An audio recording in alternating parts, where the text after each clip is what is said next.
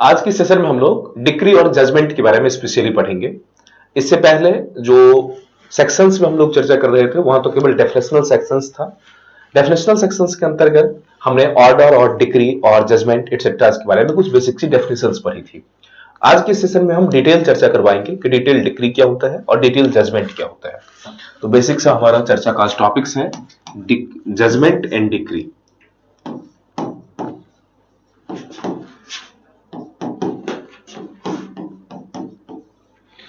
ये जो टॉपिक्स हैं ये वैसे तो डेफिनेशन हमने कर लिया था, लेकिन अब ये इंपॉर्टेंट पार्ट होगा। इसके लिए दो सेगमेंट को हमें देखने होंगे। एक जो सीपीसी का मूल पार्ट है अर्थात सब्सटेंशियल पार्ट है, उसमें सेक्शन 33 में इस बात को मेंशन किया गया है।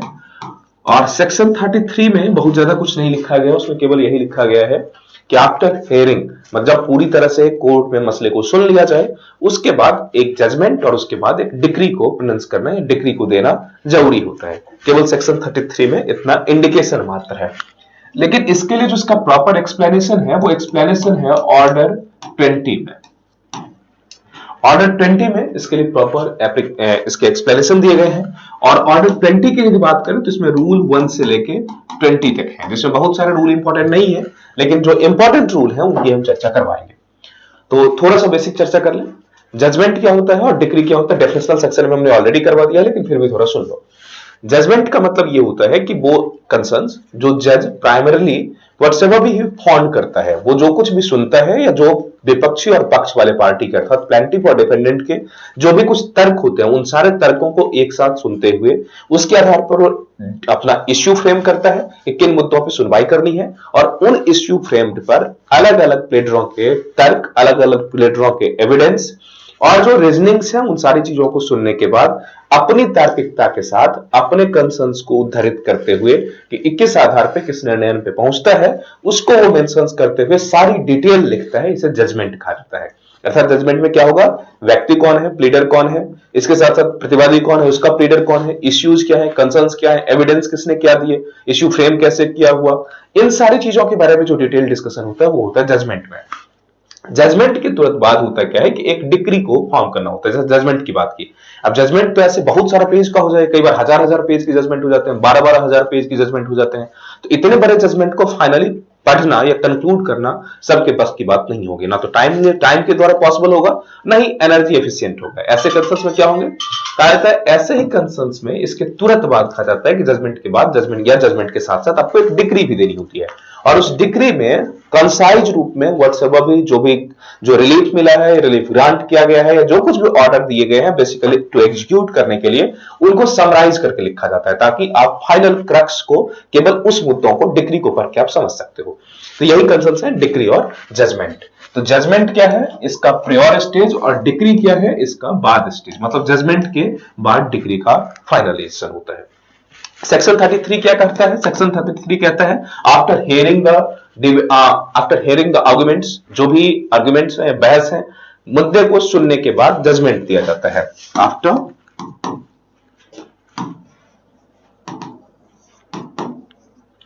जब केस को सुन लिया जाए, केस को सुनने के बाद क्या होगा, जजमेंट, और जजमेंट के साथ साथ क्या होगा, इसके बाद डिक्री। डिग्री सामान्यतः वही होता है जिसे आप डिग्री कहते हो, लेकिन डिग्री एक नॉर्मल कॉमन सा टर्म आ जाता है। जब हम लोग इस संदर्भ में बात करते हैं तो इसकी चर्चा करते हैं डिग्री के रूप में। जब ये डिग्री की बात करते हैं तो जजमेंट और उसके तुरंत बाद क्या होगा, डिग्री होंगे। अब हम लोग आते हैं ऑर्डर 20 पे कि क्या क्या कंसर्न्स बनेंगे, क्या क्या कंसर्न्स बनते हैं। तो ऑर्डर 20 इसमें कितने हैं, रूल 1 से लेके 20 तक है। थोड़ा सा मोटा मोटी इसमें समझते हैं पहले क्या होगा, फिर हम लोग रूल बाय रूल समझते हैं। कहा जाता है कि फाइनल हियरिंग के बाद जब पूरी तरह मसले को सुन लिया जाए, उसके तुरंत बाद या उसके 30 दिन के अंदर या विशेष परिस्थिति में 90 डेज के अंदर जजमेंट सुनानी पड़ती है। जजमेंट सुनानी पड़ने का मतलब यह होगा कि जो भी जजमेंट है उसे लिखकर या जैसा भी होगा कोर्ट में प्रोनाउंस करना पड़ता है। और उस जजमेंट के 15 दिन के बाद मैक्सिमम, या तो साथ साथ हो सकता है या मैक्सिमम 15 दिन के बाद डिक्री देनी होती है। और ये जो दोनों ही कंसर्न्स है, जजमेंट या डिक्री, ये पार्टीज को on the cost of theirs, मतलब उसके कॉस्ट के आधार पे उसको प्रोवाइड करवा दी जाती है। उसके एप्लीकेशन से पहले वो एप्लीकेशन देता है, फिर जो कॉस्ट होते हैं वो कॉस्ट पे करता है, और उस कॉस्ट पे होने के बाद इसको भेज दिया जाता है। तो इसी से संबंध में रूल क्या क्या होंगे, तो सबसे पहले समझते हैं रूल 1 क्या है। ऑर्डर 20 का रूल 1 ये कहता है कि जजमेंट आफ्टर केस हियरिंग ये कितने होने चाहिए? तो एक बार में ही जजमेंट कैसा होना चाहिए? वंस, एक बार में। कब होना चाहिए? After hearing the case. After hearing the case मतलब एक बार में ही पूरा का पूरा जजमेंट आएगा। उसके बाद जिस दिन, यहां ध्यान रखो कि एक बार में पूरा जजमेंट दे दिया जाएगा। कब दिया जाएगा? After hearing the case. And after hearing the case, जब केस को हेयर्ड हो जाएगा तो कब? या तो साथ साथ दिया जा सकता है, मतलब अलॉन्ग विद, या फिर बाद में, या फिर बाद में भी। अब ये जो बाद में है, इसमें कितना बाद में? तो 30 डेज के अंदर, और यदि कोई स्पेशल कंसर्न्स हो तो मैक्सिमम 60 डेज की बात दिया जा सकता है। Maximum 60 days. यहां ध्यान रखो, हमने अभी कहा था कि मैक्सिमम 90 डेज। तो इसका मतलब यह हुआ कि जो नॉर्मल केसेस है उसमें 30 डेज या 60 डेज अलाउ किया जाता है विशेष परिस्थिति में। लेकिन इसी का यदि इसी में स्टार बना के पॉइंट बताया गया है, यदि कॉमर्शियल कोर्ट है या commercial wing of the court है या कॉमर्शियल अपीलेट अथॉरिटी है, जहां कॉमर्शियल कंसर्न्स बने हुए हों, जहां मुद्दे की जटिलता बहुत गंभीर होती है, कैलकुलेशन से ट्रांस करने होते हैं, ऐसे कंसर्न्स में वहां मैक्सिमम इस 60 को 90 बढ़ा दिया गया। अर्थात कॉमर्शियल विंग के केस में, कॉमर्शियल विंग, अब कॉमर्शियल विंग का क्या मतलब होगा? या तो कोर्ट होगा, या ट्रिब्यूनल होगा, या अपीलेट अथॉरिटी होगा।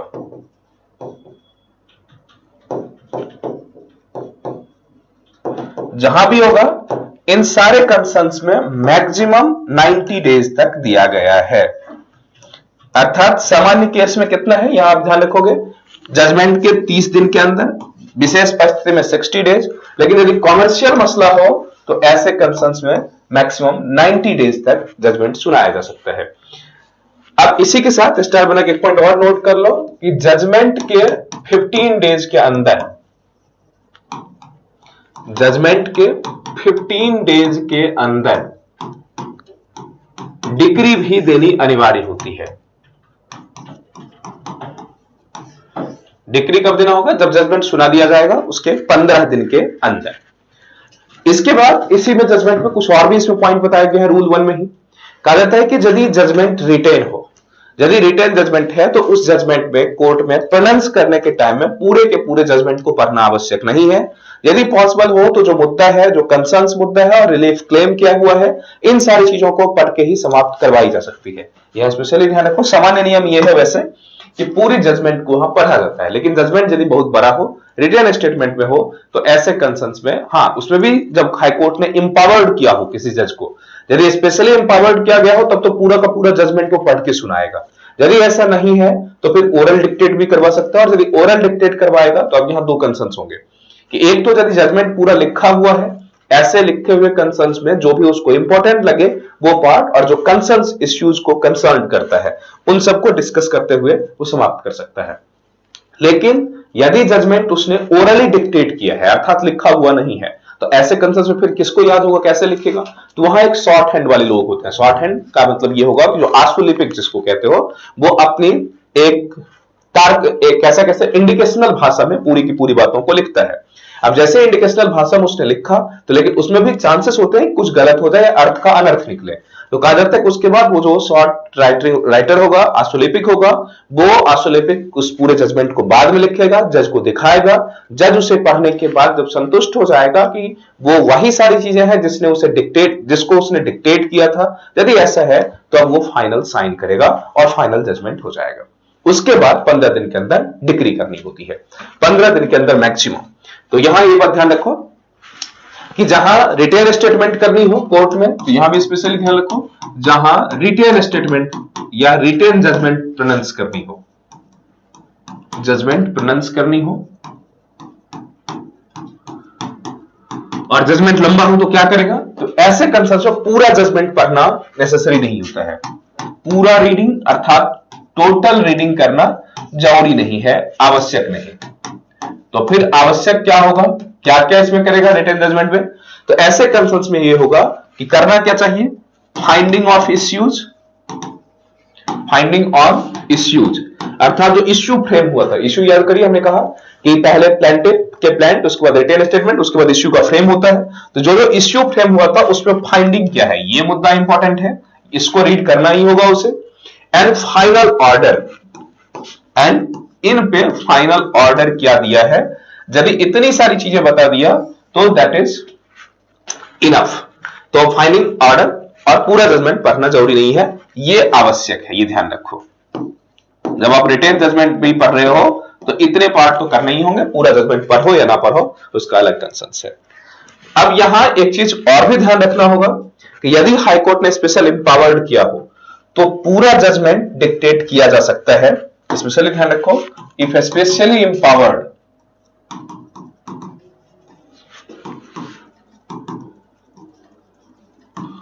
बाय हाई कोर्ट, यदि पूरा ऐसा specially empowered by high court तो क्या कंसर्न्स होंगे, तो जज शॉर्ट टाइपिस्ट या शॉर्ट राइटर के सामने इस बात को लिखवा सकता है, और शॉर्ट राइटर अर्थात जो आशुलिपिक होता है तत्काल ट्रांसलेट करने वाला, वो उसके सामने जजमेंट कहा जाएगा और फाइनली वो नॉर्मलाइज उसे करने के बाद जज को दिखाएगा और जज फाइनली उसे साइन करेगा। इस कंसर्न्स को हमने ऑलरेडी डिस्कशन कर लिया है। उसके बाद आता है एक दूसरा रूल, रूल सेकंड। ये समझ में आ गया क्या क्या होगा, स्पेशली एम्पावर्ड तो जज पूरी डिसीजन को डिक्टेट करवा सकता है ऑरली, किसके सामने, उस आशुलिपिक के सामने। आशुलिपिक अपने शॉर्ट हैंड की भाषा में सारे फॉर्मेट्स को लिखेगा और सारे फॉर्मेट्स को लिखने के बाद ऐसे कंसर्न्स के बाद वो जैसे भी जो जजमेंट लिखा, जो कि चांसेस है कि उसमें फिर उस कंसर्न्स के बाद जो भी उसने उस नोटेशन में लिखा था हो सकता था कि उसके अर्थ बदल गए हों, तो फाइनली जजमेंट कोर्ट पढ़ेगा और कोर्ट या जज पढ़ने के बाद जब कोर्ट जज को लगे कि वो ओके व्हाट्सएवर भी दे डिक्टेटेड वही उसमें लिखा गया है, तो फिर उसे अलाउ करेगा। अब आता है रूल 2 की बात करते हैं। रूल 2 कहता है कि यदि मान लो जज ऐसा हो जाए कि प्रेडिसेसर जज का, जो पूर्व का जज है उसके निर्णय का, अर्थात क्या हुआ कि जजमेंट तो जज ने लिख दिया लेकिन जजमेंट और डिक्री के बीच का जो कंसर्न्स हुआ, या मान लो जजमेंट उसने लिख दिया, जजमेंट को प्रोनाउंस नहीं किया, ऐसे अर्थ में यदि उसका ट्रांसफर हो जाए तो क्या होगा। तो यहां दो कंसर्न से ध्यान रखो। यदि उसने जजमेंट लिख लिया है और जजमेंट साइन कर दिया है, इसका मतलब होगा कि जजमेंट साइन हो गया तो मुद्दा समाप्त हो गया। जो सक्सेसर जज आएंगे, जो बाद वाला जज आएगा, उसकी जिम्मेदारी होगी कि उसी को वो आगे प्रेजेंट कर दे, उसी को प्रोनाउंस कर दे, और जो डिक्री है, डिक्री भी उसी अकॉर्डिंग वो पारित कर दे। लेकिन यदि जजमेंट पूरा नहीं हुआ है, जजमेंट साइन नहीं हुआ है, ऐसे कंसर्न्स में उस जज के विशेष अधिकार होते हैं कि या तो दोबारा मसले को पूरा सुने या फिर उसी अकॉर्डिंग जो बहस हुई है उसी को, साक्ष्य को अपने अधीन लेते हुए आगे जजमेंट दे सकता है। उस जज की मानसिकता पे डिपेंड है, उसकी कंसर्न्स पे डिपेंडेंट है। लेकिन यदि जजमेंट साइन हो गया है तो फिर कोई अंतर नहीं पड़ेगा, जो सक्सेसर जज होंगे उसी जज के प्रोनाउंसमेंट को या जजमेंट को प्रोनाउंस करेगा और अकॉर्डिंगली डिक्री भी पारित कर देगा। क्लियर। तो इसमें हो जाता है सेकंड में कि प्रेडिसेसर जज का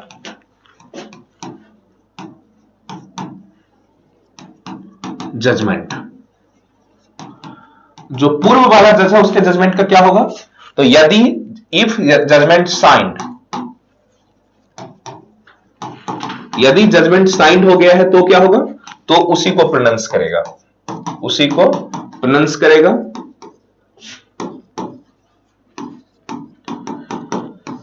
एंड अकॉर्डिंगली डिक्री भी जारी करेगा, एंड अकॉर्डिंगली डिक्री भी देगा। इफ नॉट साइंड, अब यहां कंसर्न्स होंगे कि यदि जजमेंट साइन नहीं हुआ है, जजमेंट साइन नहीं हुआ है तो क्या होगा। अब इस जज के पास, जो सक्सेसर जज है उसके पास राइट्स बनते हैं, उसका विशेष अधिकार है, या तो उसी प्रोसीडिंग को वहां से आगे बढ़ाए या फिर शुरू से सुन सकता है। इसके पास ऑप्शंस है, क्या ऑप्शंस है, या तो उसी प्रोसीडिंग को आगे बढ़ाए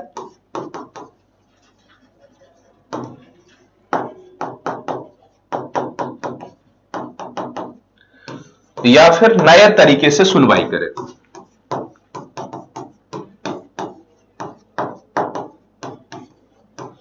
जैसा भी चाहे वैसा वो कर सकता है। ये हो गया रूल 2। इसके बाद यह है कि रूल 3 की यदि बात करें, इसके बाद आता है रूल 3। ये जो रूल थर्ड है ये बताता है कि judgment to be signed in open court, जो जजमेंट सुनाया जाएगा वो ओपन कोर्ट में सुनाए जाएंगे। उसके बाद जजमेंट पर जज का साइन होगा और साइन करने के साथ ही जो भी कंसर्न्स होंगे उसको उस व्यक्ति के साथ, मतलब इसको ऐसे कहा जा सकता है कि बाद में फिर उसमें बदलाव या अल्टरेशन नहीं हो सकता। अर्थात जब जज एक बार साइन कर दिए वो तमाम कंसर्न्स या तमाम फाइंडिंग्स के साथ जो कुछ भी उसने फाइंड किया है, तो बाद में उस जजमेंट में अल्टरेशन नहीं हो सकता, सिवाय एक एक्सेप्शन। वो एक्सेप्शन ये है कि यदि क्लर्कियल मिस्टेक्स हो या अर्थमेटिकल मिस्टेक्स हो। क्लर्कियल मिस्टेक्स या अर्थमेटिकल मिस्टेक्स का मतलब ये हुआ कि या तो ऐसा रहा कि क्लर्कियल कोई टाइपिंग अशुद्धि या कुछ ऐसे भी है, या फिर अर्थमेटिक जोर में कोई मिस्टेक्स है। ऐसे कंसर्न्स में यदि पार्टी अप्लाई करता है तो ऑन द कॉस्ट फिर उसे ठीक किया जा सकता है, अदरवाइज कोई ऑल्ट्रेशन नहीं हो सकता। हाँ, यदि आपके उसके विषय वस्तु पे ही क्वेश्चंस हैं तो ऐसे कंसर्न्स में रिवीजन या अपील एटसेट्रा के राइट आपके पास खुले हुए होते हैं। लेकिन जो जजमेंट हो गया उस जजमेंट में एक बार जज के साइन हो जाने के बाद कोई ऑल्ट्रेशन नहीं हो सकता in the case of issue या फैक्ट या जो कुछ भी हो। केवल और केवल क्लर्कियल मिस्टेक्स को एडिट किया जा सकता है, वो भी उसके एप्लीकेशन पे। ये कहा जा सकता है कि ओपन कोर्ट में जजमेंट साइन होगा और जब ये ओपन कोर्ट में साइन होगा इसके बाद no alteration after that, no alteration after that. इसके बाद कोई अल्टरेशन नहीं होगा, हां, एक्सेप्ट सेक्शन 152 का जो प्रोविजन है, सेक्शन 152 का प्रोविजन। अभी सेक्शन 152 का प्रोविजन क्या है? तो सेक्शन 152 के प्रोविजन में यह है कि क्लर्कियल मिस्टेक या arithmetic mistake,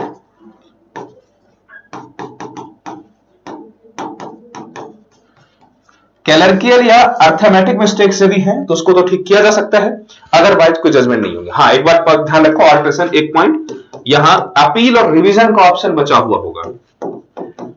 appeal and revision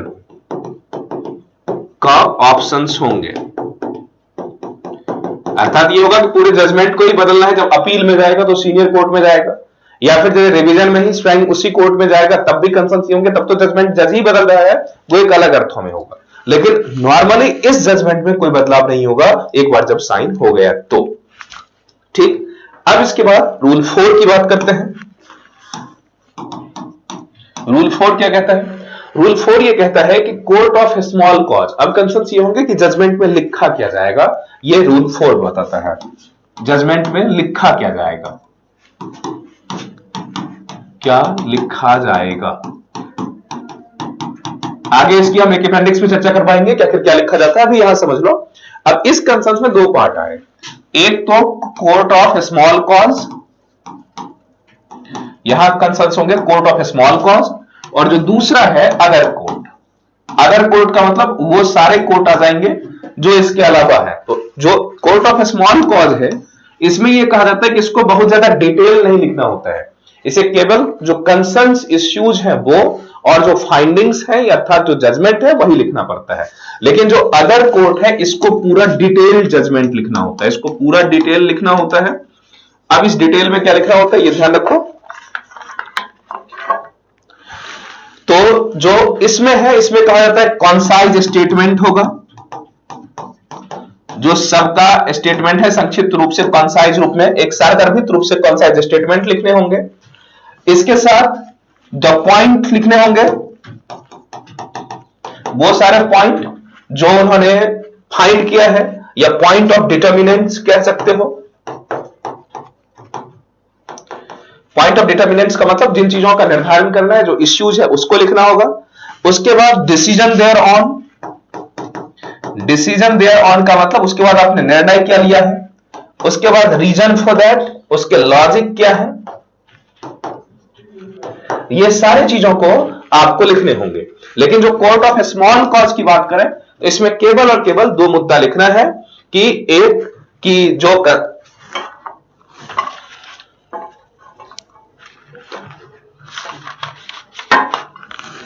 इसमें केवल और केवल कोर्ट ऑफ स्मॉल कॉज में दो मुद्दे लिखने हैं, एक तो पॉइंट ऑफ डिटर्मिनेशन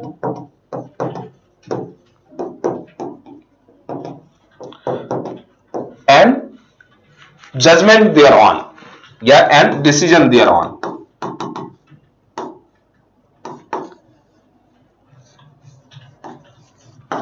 एक तो पॉइंट ऑफ डिटर्मिनेशन, मुद्दे का निर्धारण, और डिसीजन देयर ऑन। जो डिसीजन था उसके बाद केवल इन दो मुद्दों को लिखना है, जबकि अदर कोर्ट में क्या है, डिटेल स्टेटमेंट लिखने हैं, उसके बाद मतलब कंसाइज स्टेटमेंट होंगे, फिर द पॉइंट ऑफ डिटर्मिनेशन होंगे, फिर डिसीजन देयर ऑन और रीजन फॉर दैट। ये सारे के सारे मतलब पूरा का पूरा डिटेल लिखने होंगे अन्य सब कोर्ट में, लेकिन केवल कोर्ट ऑफ स्मॉल कॉजेस के लिए कंसर्न बनाया कि point of determination and decision thereon, केवल यही दो चीजों को लिखना होगा। इसके बाद कंसर्न्स होंगे जो रूल 5 आता है, ये इंपॉर्टेंट है। इसमें कहा जाता है कि जो अब इश्यू हमने फ्रेम किया था, तो मल्टीपल इश्यूज फ्रेम हुए थे, यहां कहा जाता है कि सामान्य कंसर्न्स में आपको या जज को हर एक इश्यू पे अलग अलग कंसर्न्स में अलग अलग आंसर्स देने होंगे, उसके फाइंडिंग्स बताने होंगे, अलग अलग सारे का सॉल्यूशन देना होगा। और यदि हाँ एक केस एक्सेप्शन है कि यदि मान लो ऐसा हो जाए कि एक ही इश्यू को सॉल्व करने से सारा सॉल्व हो जाए, तो वहां तो कोई मुद्दा नहीं है। अदरवाइज जहां भी सारे इश्यू अलग अलग हैं, तो हर एक इश्यू पे उसको अपना जजमेंट देना होगा। तो यही रूल 5 कहता है कि प्रत्येक इश्यू पे डिसीजन देना होगा, decision on each and every issue separately. प्रत्येक इश्यू पे सेपरेटली उसे डिसीजन देना होगा, अलग अलग मुद्दों पे अलग अलग, एक्सेप्ट एक ही कंसर्न्स में जहां एक ही के सॉल्यूशन से सारा का डिसीजन मिल जाता है। कहां? जहां एक ही डिसीजन में सारे इश्यू का डिसीजन हो जाए।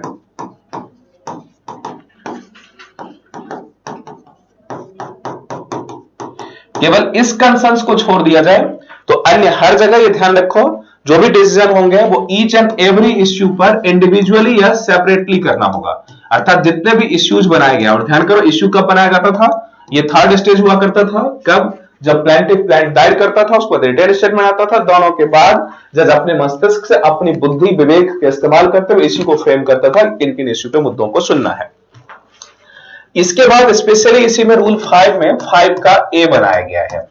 5 का ए बनाता है कि जब डिसीजन हो जाएगा, जब जजमेंट दे दिया जाएगा, तो ऐसे कंसर्न्स में यह है कि अब जजमेंट तो दे दिया गया, अब यदि वकील के द्वारा पार्टी अपियर हुआ है तब तो कोई इश्यू नहीं। यदि ऐसा है कि जो पार्टी है बिना प्लीडर का अपियर हुआ है, कई बार ऐसे राइट्स होते हैं कि यदि आपको लगता है कि आप अपना केस खुद लड़ सकते हैं, तो आप स्पेशल एप्लीकेशन के द्वारा ऐसा अलाउ करवा सकते हैं। तो रूल 5 में यही कहा गया कि आप केस लड़ेंगे लेकिन आपको अन्य टेक्निकलिटीज तो पता नहीं होगा। ऐसे कंसर्न्स में क्या होंगे, जो कि जब वकील आपके साथ होगा तब तो वकील गाइड करेगा, जब आपने खुद केस लड़ी है तो आपसे उम्मीद नहीं की जाएगी कि पूरी वकालत के सारे प्लस माइनस सारे पॉइंट्स आप जानते हो, और फिर भी आपने केस लड़ा। तो इसलिए 5A में ये कहा गया कि if not appeared by the pleader, यदि व्यक्ति प्लीडर के द्वारा अपियर ना हुआ हो, तो जजमेंट वाले जज को ही बताने की जिम्मेदारी बनती है कि आखिर इसका अपील कहां कर सकते हैं यदि आप सेटिस्फाइड नहीं हो तो, और लिमिटेशन पीरियड क्या है। लिमिटेशन पीरियड का मतलब क्या टाइम लिमिट है जिसके अंदर आपको अपील करनी है। तो मतलब क्या होगा, जज को दो चीजें बतानी होंगी, कब? जब वो प्लीडर के द्वारा अपियर ना हुआ हो, अर्थात जब प्लीडर के द्वारा अपियर नहीं हुआ तो दो चीज बताएगा जज। क्या बताएगा? एक तो इस जजमेंट से यदि आप सेटिस्फाइड नहीं है तो आप अपील कहां कर सकते हैं, और अपील की लिमिटेटिंग टाइम कितनी है। लिमिटेटिंग टाइम का मतलब कितने समय के अंदर आप अपील कर सकते हो, नहीं तो आपके अपील के राइट समाप्त हो जाएंगे। तो ये 5 कब बताएगा, कब बताएगा? जब व्यक्ति बिना प्लीडर का अपियर हुआ हो, व्यक्ति बिना प्लीडर या वकील का अपियर हुआ हो।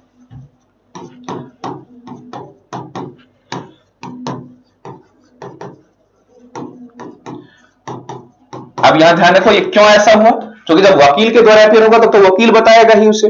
तो जब बिना प्लीडर का अपियर हुआ हो तो ऐसे कंसर्न्स में क्या करने होंगे, तो दो चीजें बताएगा जज उसे। क्या बताएगा? पहला चीज बताएगा कि वेयर टू अपील, कहां वो अपील कर सकता है, अपील कहां करें। और दूसरी चीजें जो वो बताएगा वो ये होगा कि लिमिटेशन,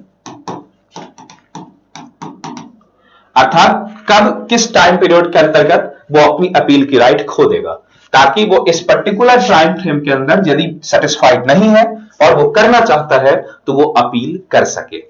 ये कंसर्न्स है रूल 5 और 5A का। इसके बाद आते हैं रूल 6 की बात करें।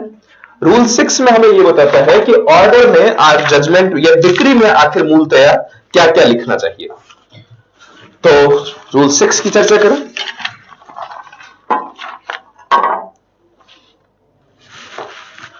यहां ध्यान रखो, रूल 6 कहता है कि डिक्री में क्या होना चाहिए।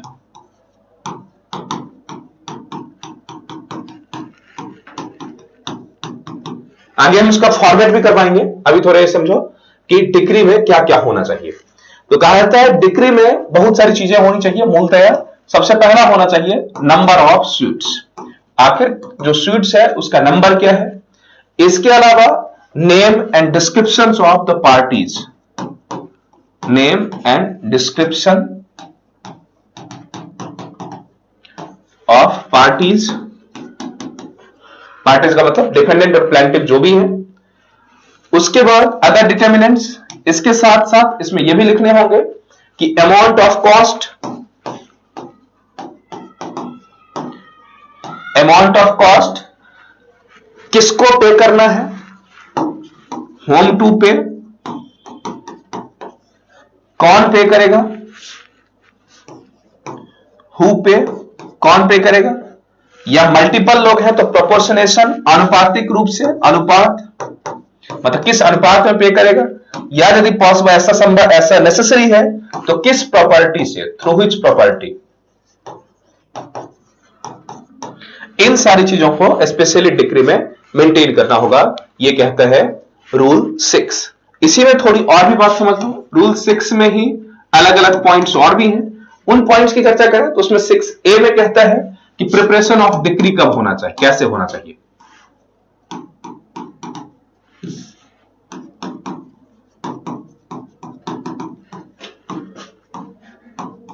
तो ये कहा गया, अभी हमने डिस्कशन कर ही लिया कि जजमेंट के 15 डेज के अंदर, जब जजमेंट पास कर दिया उसके 15 डेज के अंदर, पॉसिबल हो तो तत्काल ही, नहीं तो 15 दिन के अंदर आपको डिक्री फ्रेम करने होंगे। इसी के बी में कहा गया कि यदि जजमेंट ऐसा है कि डिक्री के बाद तुरंत बाद व्यक्ति को जजमेंट के तुरंत बाद व्यक्ति को जजमेंट की कॉपी दी जाती है। कॉपी इसलिए दिया जाना चाहिए कि यदि वो उसे चाहे तो वो अपील कर सकता है, यही 6 में है। जजमेंट के तुरंत बाद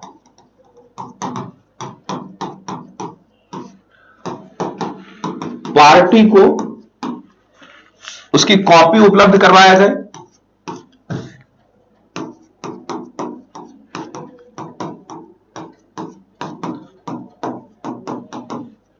कॉपी उपलब्ध करवाई जाए। क्यों करवाई जाए? ताकि यदि वो अपील वगैरह प्रेफर करे, जो भी करना चाहे वो कर सकता है। इसके बाद इसी डिक्री में आए तो डेट ऑफ डिक्री, डेट क्या होगा? तो डेट में कहा जाता है कि एक तो जब डिक्री बनाया जाएगा तो एक तो जजमेंट का भी डेट होगा और डिक्री के भी डेट होगी, इसमें दोनों डेट होंगे, जजमेंट का डेट भी और डिक्री का डेट भी, और जज का साइन। ये सारी चीज मेंशन होने चाहिए। उसके बाद यदि मान लो ऐसा कंसेंस हो जाए, फिर ये बातें हमने पहले ही डिस्कशन कर लिया कि रूल 8 में यह बात स्पेशली मेंशन करता है कि यदि किसी कारण से जज डिक्री साइन से पहले ही रिटायर हो जाए, या मान लो वो चला गया हो या कोर्ट ही समाप्त हो जाए, ऐसे कंसेंस में क्या होगा? जजमेंट तो हो गया है, केवल डिक्री साइन से पहले जज समाप्त हो गया होगा, या रिटायर कर गया हो, या उसे ट्रांसफर हो गई हो, या फिर उस कोर्ट को ही समाप्त कर दिया गया है। तो ऐसे कंसेंस में रूल 8 बताता है कि यदि डिक्री साइन से पहले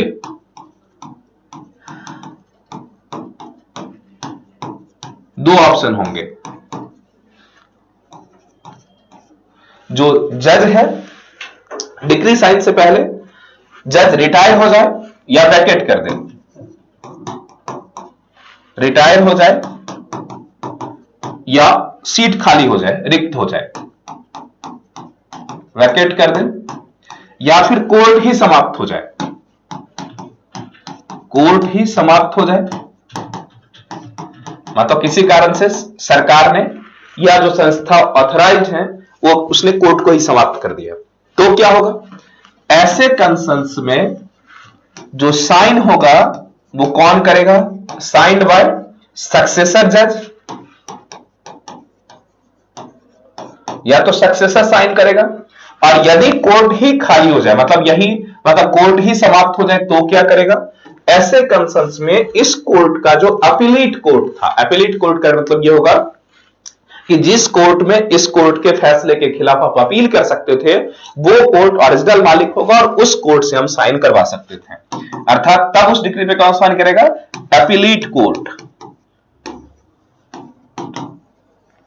appellate court of the hearing court, जो हेयरिंग कोर्ट कर रहा था, जो ओरिजिनल कोर्ट कर रहा था, जो ओरिजिनल कोर्ट है उसका जो अपीलेट कोर्ट है, अर्थात जिस कोर्ट में मामले की सुनवाई हुई है, उसका जो अपीलेट कोर्ट था उस कोर्ट में जाएंगे और उस कोर्ट का जज इसको साइन करेगा। तो ये रूल 8 हो गया। इसके बाद आता है रूल 9। रूल 9 कहता है कि यदि decree for recovery of immovable property हो तो क्या करने होंगे?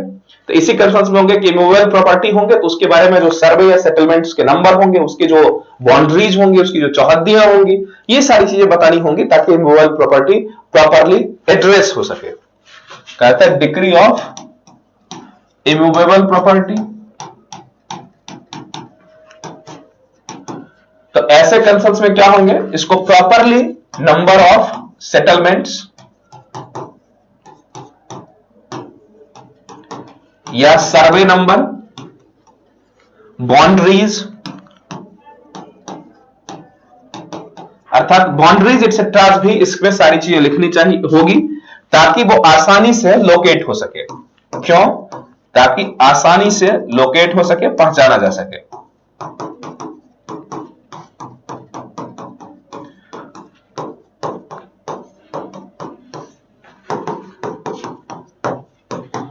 ताकि वो आसानी से लोकेट हो सके और पहचाना जा सके, ये कंसर्न्स बनेंगे।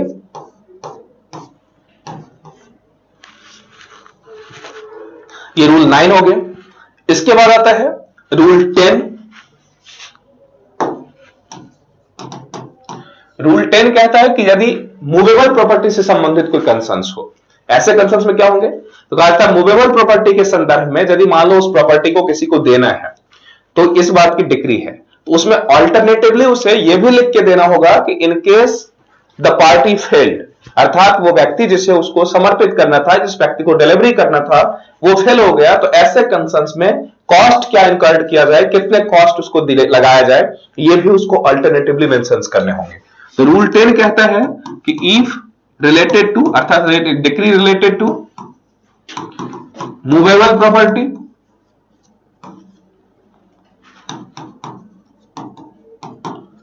तो इस कंसर्न्स में क्या होंगे? तो ऑल्टरनेटिवली उसे कॉस्ट भी लिखने होंगे, ऑल्टरनेटिवली कॉस्ट भी मेंशन करना होगा।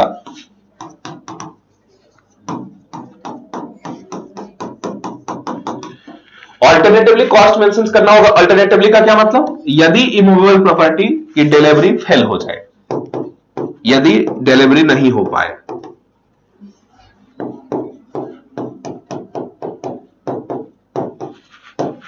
मतलब इसीलिए मूवेबल प्रॉपर्टी है तो उसके कॉस्ट भी आपको लिख के ही देने होंगे, उसी टाइम में प्रोनाउंस करने होंगे। यदि ऐसा कुछ हो जाए तो फिर कवर हो जाए। इसके बाद हम लोग आते हैं रूल 11।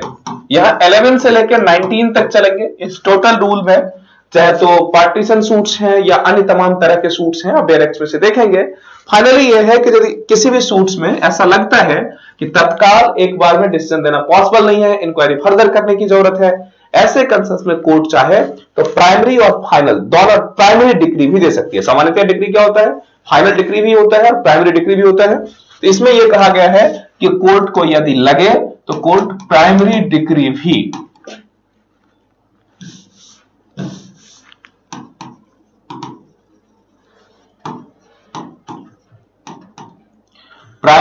भी प्रोनाउंस कर सकती है।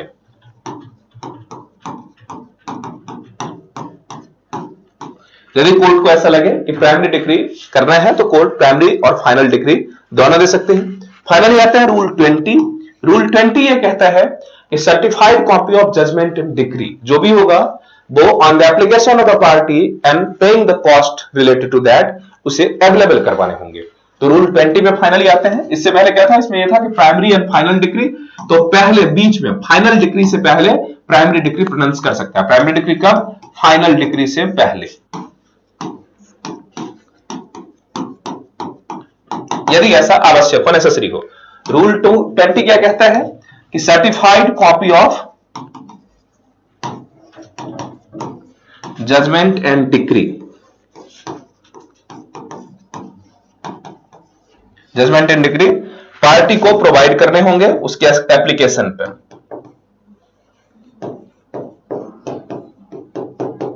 कब? उसके एप्लीकेशन पे। और इसमें भी ध्यान रखो, पे को कॉस्ट कौन देगा?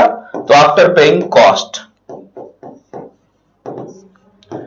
यदि वो कॉस्ट पे कर दे तो उस पार्टी को आप original copy of certified copy, ध्यान रखो, जजमेंट एंड डिक्री भी उसे पे करना होगा। अब यहां हम लोग थोड़ा सा फॉर्मेट की चर्चा कर लेते हैं कि फॉर्मेट कैसा कैसा होता है।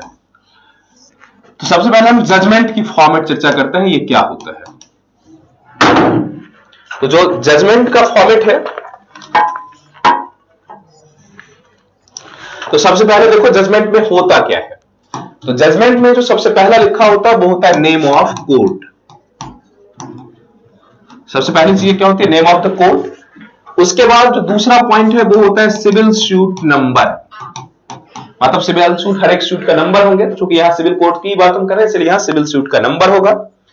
इसके बाद सिविल सूट के नंबर के बाद, जैसा यहां देखो सिविल सूट नंबर में मतलब जो भी सूट्स होंगे उसके नंबर या जो भी कंसर्न्स होंगे, तो सिविल सूट का नंबर। उसके बाद नेम ऑफ द प्रिजाइडिंग जज,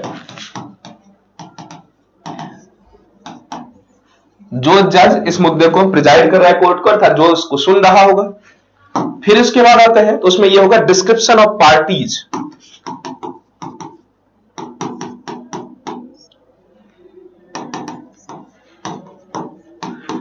पार्टीज के बारे में सारी जानकारी। अब इसमें क्या क्या होंगे डिस्क्रिप्शन का मतलब, तो नेम एंड डिस्क्रिप्शन, उसके नाम डिस्क्रिप्शन, उसका रजिस्टर्ड एड्रेस,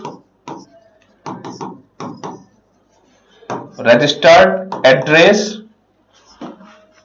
इसके बाद जो पांचवा पॉइंट होगा इसी में, वो पांचवा पॉइंट्स ये होंगे कि टाइटल ऑफ द सूट, अर्थात जो मुद्दा है वो किस, उसका उपनाम क्या है, the title of the suit, suit का टाइटल। इसके साथ जो name of the title of the suit, title of the suit के बाद name of the pleader, name of the pleader, वकील का नाम। उसमें भी किसमें होगा, पहले होगा फॉर प्लेंटिफ, प्लेंटिफ, उसके बाद ए में होगा प्लेंटिफ और फिर उसके बाद बी में फॉर डिफेंडेंट, डिफेंडेंट। और फाइनली क्या होगा, सिग्नेचर ऑफ जज। फाइनल इसके बाद क्या होगा, इसके बाद जजमेंट हो जाएंगे जो भी लिखना है, और जजमेंट के बाद सिग्नेचर ऑफ जज। ये होता है इस तरह जजमेंट। फाइनली यहां डिसीजन होगा पूरा और सिग्नेचर ऑफ जज। अब इसमें ही बात करें तो जजमेंट जो लिखा जाता है वो ऐसा, जो हमने जजमेंट की बात की, जजमेंट में क्या क्या आता है, तो सामान्यतः इसमें पैरावाइज लिखा होता है। क्योंकि जो भी आप आदर्श लेखन की परंपरा है उसमें यह होगा कि पैरा, छोटे छोटे एक मुद्दे के लिए एक पैरा बनाओगे, ताकि जिसको भी पढ़ना है वो निष्कर्षतया पैरा नंबर के साथ होंगे, ताकि आप वहां डायरेक्टली पहुंच सकते हो। तो पैरावाइज लिखी जाती है। अब पैराग्राफ में, तो पहला पैराग्राफ में क्या लिखा जाता है, जो सामान्यतः फर्स्ट पैराग्राफ है उसमें यही लिखा जाता है कि fact of the case describe in plaint, fact of the case described in plaint, अर्थात बाद में जिस मुद्दे पे जो केस का फैक्ट है जिसको प्लेंट में कहा गया है। वैसे भी हमने कहा केस की शुरुआती कब होती है, जब प्लेंटिफ प्लेंट दायर करता है, अर्थात जब वादी वाद दायर करता है उसके बाद ही। तो प्लेंट में जो प्लेंटिफ ने जो प्लेंट में फैक्ट्स उठाए हैं तो वो फैक्ट ऑफ द केस। अब इसके बाद दूसरे पैरा में सामान्यतया, अब ध्यान रखो ये यदि बहुत ज्यादा होगा तो अब इसलिए सेकंड पैरा ये हो जाएगा। तो that be the different part. जो हमने पैरा में मतलब नंबर फिक्स ऐसा नहीं होगा कि सेकंड में, ये जनरली हम कहते हैं ऐसा। जनरली का मतलब ये होगा कि पहला जो सेगमेंट होगा, एक पैरा या दो पैरा जितने में भी आएंगे, तो पहले में फैक्ट ऑफ द केस आएगा डिस्क्राइब्ड बाय प्लांट। अब ये एक पैरा में हो गया, दो पैरा में जितने भी हो, उसके बाद जो सेकंड पार्ट होता है वो सेकंड पैरा में या सेकंड कंसेंस में आएगा कि fact of the case described in written statement. Written, अब प्लांटेड के बाद क्या होता है, उसको समन होता है, समन होने के बाद वो व्यक्ति अपना रिटेन स्टेटमेंट देता है। अब रिटेन स्टेटमेंट में जो बात है उसको भी यहां लिखी जाएगी। अब ध्यान रखो, जजमेंट में हमने कहा था कि पूरा का पूरा डिटेल किया जाता है। उसके बाद जो थर्ड स्टेज होता है, तो यहां प्लांट का ही तीसरा स्टेज क्या होगा, इस कंसेंस में इश्यू की फ्रेमिंग होती है। तो वहां ये भी यदि एक या दो या जितने भी पैरा में होंगे उतने पैरा में लिख दिए जाएंगे। इसके बाद जो थर्ड स्टेज होगा उसमें होगा framing of issue, framing of issues. अब इस फ्रेमिंग ऑफ इश्यूज के बाद यहां जो भी होंगे उसको लिख दिया जाएगा। एंड ऑल्सो अब फ्रेमिंग ऑफ इश्यूज तो किस पे होगा, तो लिखिए based on plaint and written statement. जो इश्यू है हमेशा ध्यान रखो इसी दोनों के आधार पे होगा, अन्य कहीं से नहीं आ सकता बाहर से। तो based on plaint and written statement, इस दोनों के आधार पे ही जो भी होंगे। अब जब ये हो जाएगा, इसके बाद 4, 5, 6, 10 जितने भी पैरा में कंसर्न्स होंगे वो अलग अलग जजमेंट हमें लिखने होंगे। अब ये जो अलग अलग पैरा में जजमेंट होगा वो कैसा होगा, तो डिलीवर ऑफ जजमेंट। अब जजमेंट किस पे होगा, based on evidence and arguments forwarded. जो एविडेंस है या आर्गुमेंट फॉरवर्डेड किया, और ये भी कैसे, तो on the application of their own mind, जज के अपने बुद्धि द्वारा उसे संतुष्ट होने के बाद, संकलन करने के बाद। इसके बाद आगे बढ़ेंगे तो फिर क्या होगा, इसके बाद आएंगे तो इसके बाद फाइनली क्या होगा, तो इसके बाद जब ये पूरा का पूरा मसला हो जाएगा, जो भी काम करने होंगे, उसके बाद उसी के अंतर्गत एक टर्म और भी रखने होंगे, final judgment based on the above issue, based on the evidence and document। जब ये पूरा का पूरा डिटेल डिस्कशन हो गया, उसके बाद final judgment based on evidence and document पे लिखने होंगे। इसके साथ इसके बाद जब फाइनल होंगे तो आफ्टर कंक्लूजन, यहां कंक्लूड कर देगा, और इस कंक्लूजन के बाद एक टाइटल लिखेगा रिलीफ, और इस रिलीफ के अंतर्गत स्पेशली टाइटल बना के उसको लिखनी होगी कि रिलीफ कौन सा ग्रांट किया गया, किसको ग्रांट किया गया, एंड सो ऑन। तो relief grant if any,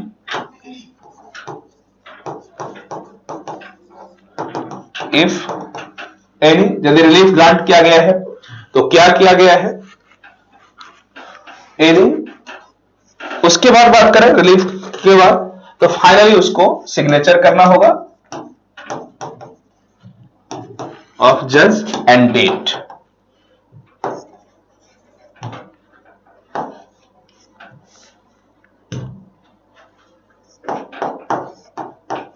and date, ये था जजमेंट का प्रोसेस।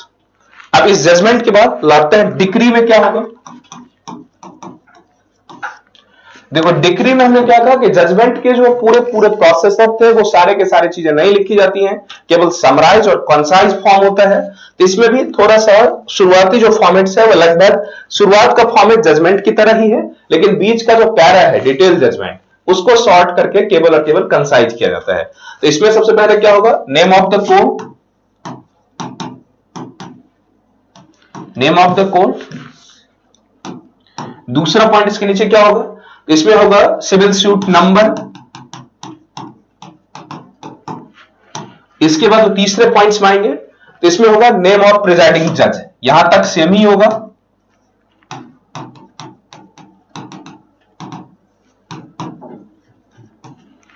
इसके बाद जब आएंगे तो जो पार्टी के डिस्क्रिप्शन है वो शॉर्ट में लिखा जाएगा, प्लीडर वगैरह के नाम नहीं लिखे जाएंगे। तो चौथा में हो जाएगा डिस्क्रिप्शन ऑफ पार्टीज, केवल इतना ही कि पार्टी को आइडेंटिफाई किया जा सके। इसमें प्लीडर वगैरह का नाम नहीं लिखा जाएगा, बहुत ज्यादा डिटेल नहीं किए जाएंगे। उसके बाद जो पांचवा पॉइंट, या ध्यान रखो डिस्क्रिप्शन ऑफ पार्टीज केवल इसलिए कि वो आइडेंटिफाइड हो सके। उसके बाद रिलीफ ग्रांटेड, जो रिलीफ लिखा गया वो सीधे आ जाएगा, रिलीफ ग्रांटेड।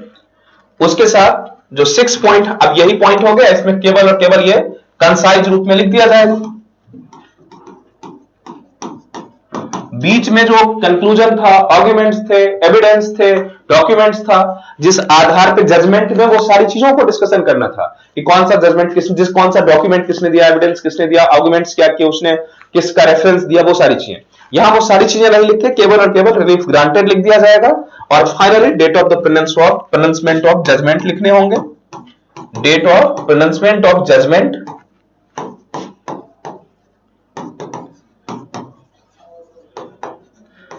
मतलब किस दिन जजमेंट हुआ था। या ध्यान रखो, यहां हम लोग रिलीफ डिक्री की बात कर रहे हैं, तो उसमें यह भी लिखना होगा कि जजमेंट किस दिन हुआ था, और जजमेंट होने के बाद उस पर डिक्री बनाता है तो final date of decree, date of